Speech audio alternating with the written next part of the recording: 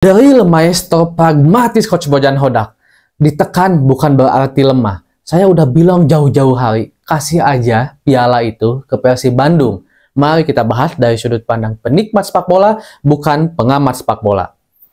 Teman-teman semua luar biasa banget. Seperti dugaan saya di konten sebelumnya, saya memprediksi bahwa Persib Bandung akan menang 2 leg langsung. Dan saya juga mengatakan kalau Persib akan menang besar di Sijalak Harupat. Saya memprediksi 4-1 mungkin atau 3-0. Dan ternyata benar, 3-0. Dan saya ingin menyoroti sesuai tagline dan judul tumbel saya bahwa ditekan bukan berarti lemah. Itulah Persib Bandung. Walaupun di babak pertama, Persib sangat tidak bisa menguasai permainan. Ini juga sesuai dengan apa yang saya katakan bahwa 3 pilar Persib lah yang akan menjadi penyumbang persentase terbesar untuk kemenangan Persib Bandung, yaitu Mark Klok, Deddy Kusnandar, dan juga Stefano Berta. Mark Klok sekarang tidak bermain karena cedera, tapi digantikan oleh Rahmat Irianto.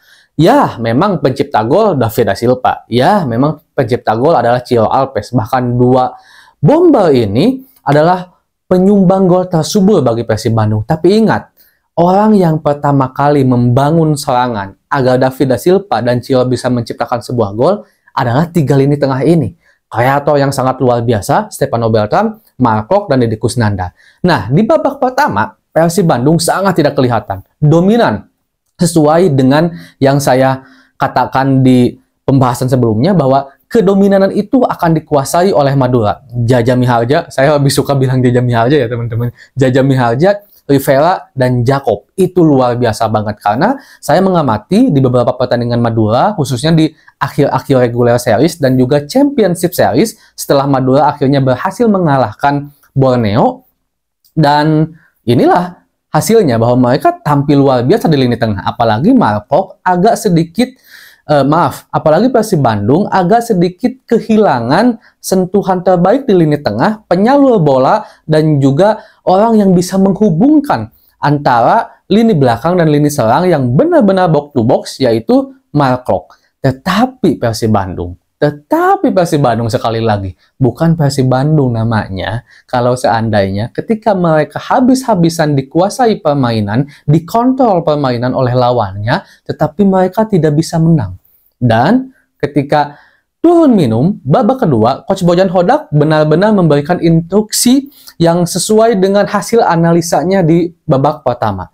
Persib Bandung turun tampil sangat menyerang di babak kedua. Berbeda dengan babak ke-1 gitu, di mana Persib benar-benar dikontrol, dan saya juga sangat salut sebenarnya sama Madura karena mereka bisa bermain tenang, bisa memiliki mentalitas yang kuat, bisa build up dari bawah yang benar-benar rapih banget, dan itu menunjukkan kalau mereka memiliki kualitas sebenarnya. Mereka memiliki mentalitas, padahal Madura sedang ditekan oleh ribuan bobotoh pendukung Persib Bandung. Nah, tetapi di babak kedua, Persib juga mungkin nggak mau menyia-nyiakan kesempatan. Mereka bermain di kandangnya sendiri, di depan ribuan bobotoh gitu kan. Tapi permainan mereka seolah-olah seperti bermain di away, di kandang lawan gitu, karena tidak terlihat sekali dominan. Dan di babak kedua benar, Persib benar-benar nge-pressing ketat, benar-benar marking ketat, dan terbukti juga sekuat apapun atau setenang apapun pemain yang pandai mengalirkan bola, kalau di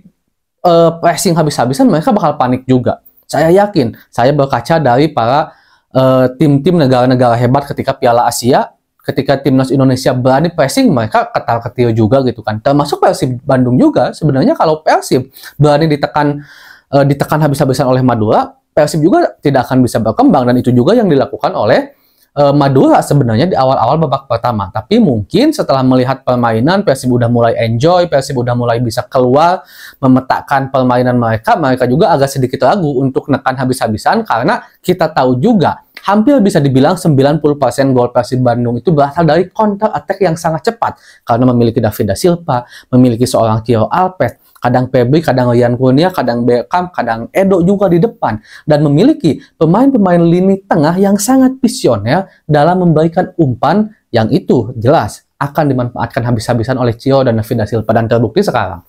Terbukti lagi. Inilah Persib Bandung, saya harus bilang magician pragmatis kepada Bojan Hodak.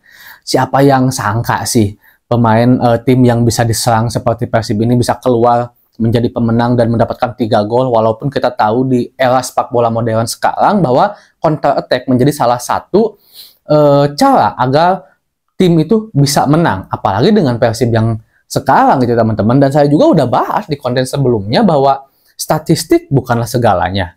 Terlihat ketika Bali begitu menguasai statistik pertemuan dengan Persib, Persib bisa menang. Dan juga penguasaan bola, mengontrol permainan bukan segalanya juga di era sekarang. Ini bukan zamannya King Barca dengan tiki takanya gitu kan teman-teman. Dimana Persib selalu kalah dalam permainan possession, termasuk saat melawan Bali, entah itu di leg kedua khususnya ya. Dan sekarang pun sangat kalah dari Madura, dan keefektifan dari para pemain Persib Bandung sangat luar biasa. Dan saya juga katakan kalau Persib ini memiliki skuad yang sangat kompak, disiplinnya benar-benar. Kita nggak bisa cuma menyorot mata kepada David da Silva dan Ciro Alves saja. Ya, mereka pencipta gol terbanyak. Tapi setiap lini dari Persib Bandung itu disiplin dan oke-oke banget. Di belakang Kevin Roy Mendoza dan juga Teja Paku Alam sama kokohnya. 4 pemain belakang hand-hand yang sekarang lagi-lagi tampil baik. Memang hand-hand ini bukan tipe seorang fullback yang dia jago untuk bisa lari-lari cepat ke depan, tapi dia itu tipe yang cukup sabar untuk bisa menjaga kedalaman di belakang, dan terbukti begitu sulit dilewati oleh Malik Rijaldi juga gitu kan. Dan Persib juga sebenarnya agak sedikit mendapatkan keberuntungan atas keluarnya Jaza yang kita tidak perkirakan kalau Jaza ini akan cedera. Marklock nggak ada, itu menyusahkan Persib Bandung. Tapi akhirnya ada sedikit angin segar ketika Jaza akhirnya harus keluar karena mengalami cedera.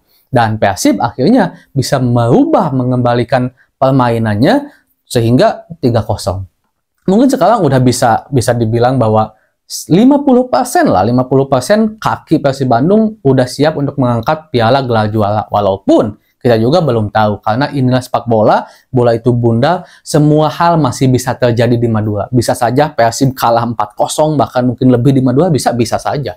Walaupun memang agak sedikit tipis jika dilihat dari statistik permainan Persib Bandung. Dan saya yakin pun Madura tidak akan tinggal diam ketika bermain di hadapan penontonnya sendiri. Begitupun Persib Bandung juga, mereka akan cenderung lebih bermain hati-hati. Walaupun saya juga mempunyai keyakinan Persib akan tetap keluar untuk sedikit menyerang di leg kedua. Karena Persib juga saya yakin mereka akan sangat sadar kalau mereka terlalu fokus untuk terus bertahan, mereka akan kehilangan fokus sehingga kemungkinan kena bobolnya besar. Jadi Persib harus bermain biasa saja gitu, kayak permainan biasanya gitu, seperti kayak belum unggul, agar Persib tetap bisa memiliki konsentrasi yang lebih bagus dan tentunya bisa mendapatkan gelar juara. Dan menurut kalian teman-teman, udah bisa nggak kita sebut kalau Persib Bandung juaranya?